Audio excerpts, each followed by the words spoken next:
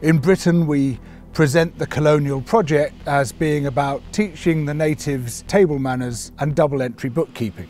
In India, the British manufactured a famine in the 1870s out of nothing. There were food surpluses, massive amounts of food, but the governor, Lord Lytton, insisted that this food be exported wholesale to Britain.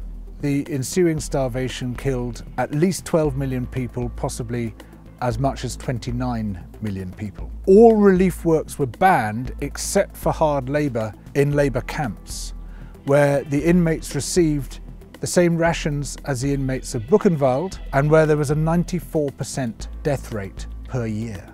This was all done in the name of liberal free market capitalism. Of course, the British did something similar in Ireland. In Kenya, soon after the Second World War, there was an uprising by the Kikuyu people who wanted their land back.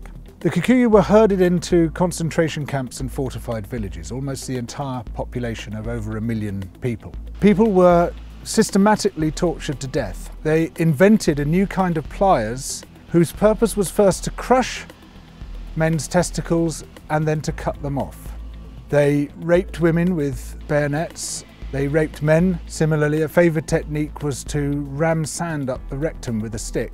Sometimes they were rolled up in barbed wire and kicked around the compound until they bled to death. Some of the British soldiers boasted about this. This is within living memory. The colonial secretary lied about it. The papers documenting it were burnt.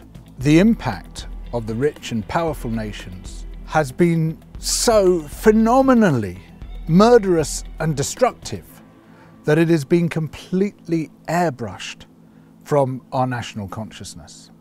In order to justify the land-grabbing colonial projects, you had to create an ideology. We, the Europeans or the Americans, have come to rescue the rest of the world from its depravity and backwardness.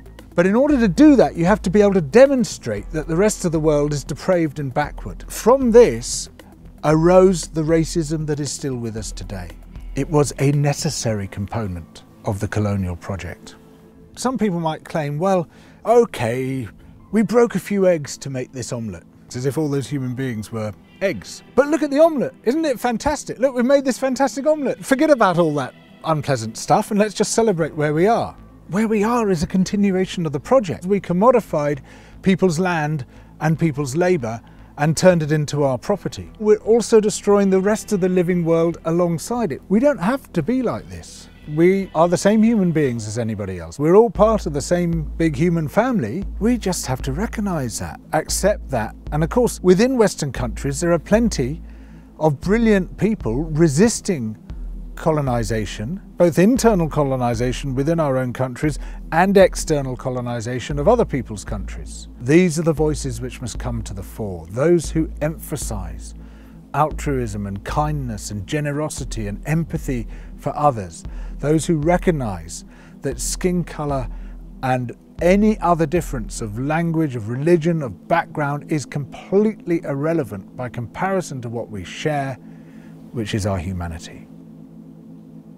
Now more than ever, we need alternatives to the billionaire media. We need people who are not afraid to confront wealth and power, who will speak truth to power, who will call out the things that wealth and power do to everyone else. So please support Double Down through Patreon. It's your support which will allow this alternative media to thrive.